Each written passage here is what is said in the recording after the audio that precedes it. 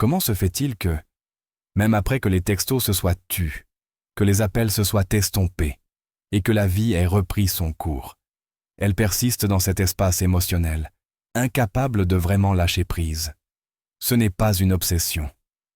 Ce n'est pas de la faiblesse. C'est l'empreinte que vous avez laissée, non pas avec des mots, mais par votre présence. Vous n'avez pas poursuivi, vous n'avez pas expliqué, vous vous êtes retiré, avec grâce. Et c'est précisément ce qui l'a déstabilisé. Dans cette vidéo, nous explorerons pourquoi certaines femmes ont du mal à se libérer émotionnellement d'un homme, non pas parce qu'il l'a supplié de rester, mais parce qu'il a eu le courage de partir sans tambour ni trompette.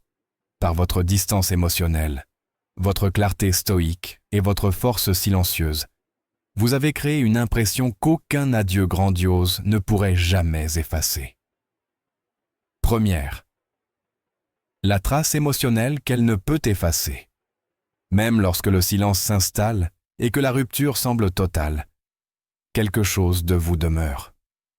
Non pas dans sa boîte mail, mais dans son paysage émotionnel. Tu ne l'as pas poursuivi, tu ne l'as pas supplié. Et ce départ posé, plus éloquent que n'importe quel discours émotionnel. Un homme stoïque comprend, le véritable impact ne se fait pas par le bruit, mais par le silence. Ce qui reste gravé dans son esprit n'est pas ton dernier message. C'est la façon dont tu t'es comporté lorsque le lien a commencé à s'estomper. Ce n'était pas une stratégie, c'était du respect de soi. Tu n'as pas claqué la porte, tu n'as pas transformé ton départ en performance, tu t'es simplement éloigné de ce qui ne correspondait plus à tes valeurs. Et cette décision subtile et inébranlable, c'est ce qui s'est gravé dans sa mémoire. Des moments lui sont venus à l'esprit. Une chanson familière. Un inconnu dans un café lisant en silence. Et soudain, tu es là, dans ses pensées. Non pas à cause de ce que tu as dit, mais à cause de qui tu étais dans le silence. Les résidus émotionnels ont tendance à refaire surface lorsque le monde autour d'elle s'apaise. Et c'est là que ton absence est la plus criante. Tu ne t'es pas accroché. Tu n'as pas lutté pour rester là où on ne te respectait pas. Tu t'es éloigné, non pas froidement, mais avec clarté. C'est ça le stoïcisme. Non pas le déni des émotions, mais la force d'agir avec principe plutôt que par impulsion. Elle se souvient de toi maintenant, alors que tout autour d'elle semble instable, parce que tu étais le calme. Celui qui n'avait pas besoin d'attention pour rester présent. Celui qui ne criait pas pour être entendu. Tu lui as montré sa puissance par un calme ancré, une confiance sans force et une maîtrise émotionnelle qui ne s'efface pas facilement. Alors si jamais tu te demandes si ton absence a eu un sens, sache ceci. Ce n'est pas toujours le bruit qui laisse une trace. Parfois, c'est la profondeur. Tu n'as pas fait d'adieu grandiose. Tu es devenu le modèle de calme qu'elle n'a pas vu venir et qu'elle n'arrive toujours pas à oublier. Avant de continuer, laisse-moi un commentaire si ça te parle. Je suis parti sans me perdre. Ton histoire pourrait bien donner de la force à quelqu'un d'autre. 2. Elle aspire au calme que tu lui as apporté. Tu n'étais pas autoritaire, tu étais serein. Dans sa tempête, tu as été l'encre. Tandis que d'autres lui apportaient la fanasade et des sensations fortes, tu lui as apporté une sécurité émotionnelle. Et cette énergie ne s'éteint pas, elle résonne. Le stoïcisme nous enseigne que la vraie force réside dans le calme, lorsque le monde attend une réaction. Elle l'a ressentie, même si elle ne l'a jamais dit. Tu n'as pas essayé de prendre le contrôle de la pièce. Tu n'as pas résolu tous les problèmes. Tu as simplement tenu bon. Tu as écouté. Tu as répondu. Tu es devenu l'œil dans son ouragan émotionnel. Au début, elle a peut-être pris votre calme pour de la froideur. Elle a confondu votre paix avec la distance. Mais le temps révèle ce que les émotions obscurcissent. Maintenant, entouré de personnes imprévisibles. Le contraste est flagrant, le bruit est plus fort, le chaos est plus pesant. Et votre présence, votre ancrage, devient ce qui lui manque silencieusement. Vous n'étiez pas bruyant, mais votre silence pesait lourd. Elle se souvient du silence avant que vous ne parliez. La façon dont votre immobilité n'était pas du détachement, mais du contrôle. Les hommes comme ça ne s'effacent pas comme ça. Ils deviennent des repères. Vous ne cherchiez pas la validation. Vous étiez intentionnel. Et maintenant, elle ressent l'absence de quelque chose de réel. Vous n'essayiez pas d'impressionner. Vous viviez en harmonie. Et ce genre de calme, ce genre de sang-froid, c'est rare. Et rare est inoubliable. Troisième. Le chapitre inachevé. Tu ne lui as pas offert la fin qu'elle attendait. Pas de supplication. Pas de sortie théâtrale. Juste le silence. Et ce départ silencieux, c'est ce qui a laissé son esprit en ébullition, avec ses réécritures et ses hypothèses. Un homme stoïque ne propose pas de conclusion par ego. Il laisse la vie parler d'elle-même.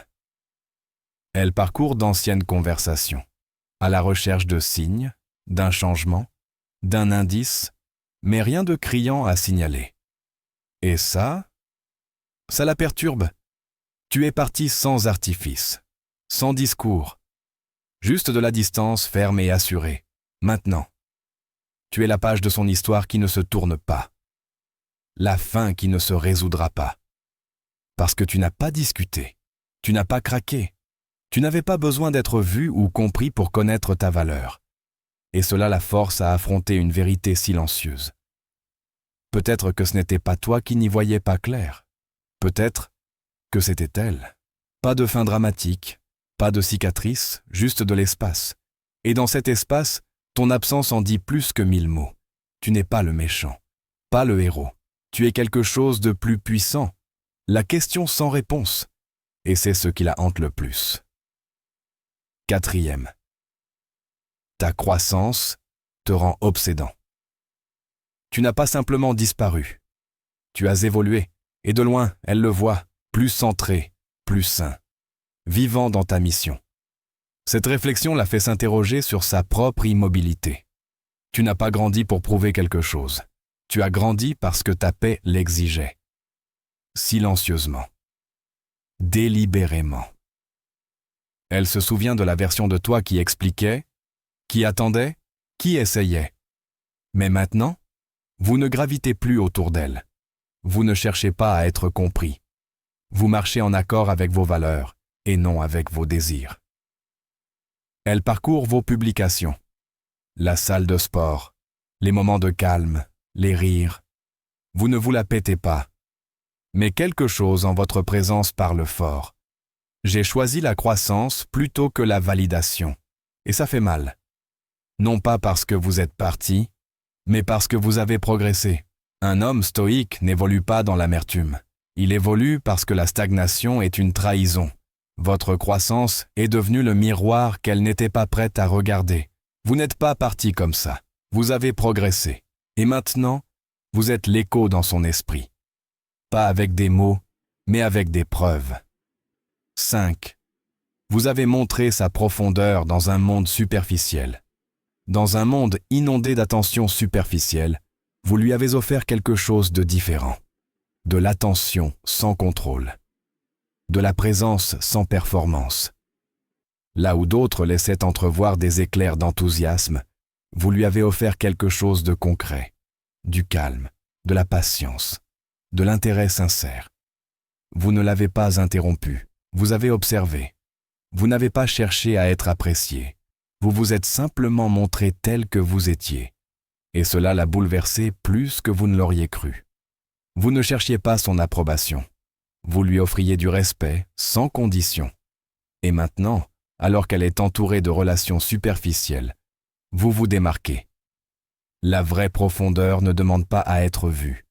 Elle se fait sentir longtemps après avoir disparu. Vous n'avez pas apporté votre profondeur pour la conquérir, vous l'avez apportée parce que c'est ce que vous êtes. Maintenant, elle réalise. Ce n'était pas juste votre façon d'être, c'était une décision, une discipline. Et c'est ce qu'il y a de plus difficile à oublier. Tu ne t'es pas fondu dans le bruit. Tu es devenu le point fixe d'un monde en mouvement, le miroir qui révélait ce qu'est une véritable connexion. Sûr, solide, indéniablement entier. 6. Tu lui as laissé ressentir ton absence pas seulement ta présence. La plupart des hommes luttent pour rester. Tu as eu le courage de partir quand ta présence n'était plus appréciée. Et ce genre d'absence, elle a du poids. Tu n'es pas parti en trombe. Tu n'as pas posté de messages cryptiques ni cherché à tourner la page. Tu as juste arrêté de venir. Au début, elle a peut-être pensé que tu jouais à un jeu. Mais ensuite, les jours se sont transformés en semaines. Et ton énergie est restée en retrait, non pas dans l'amertume, mais dans la paix. Ce silence, il a commencé à résonner. Elle s'attendait à voir ton nom, ton message, ton attention. Mais ça n'est jamais arrivé.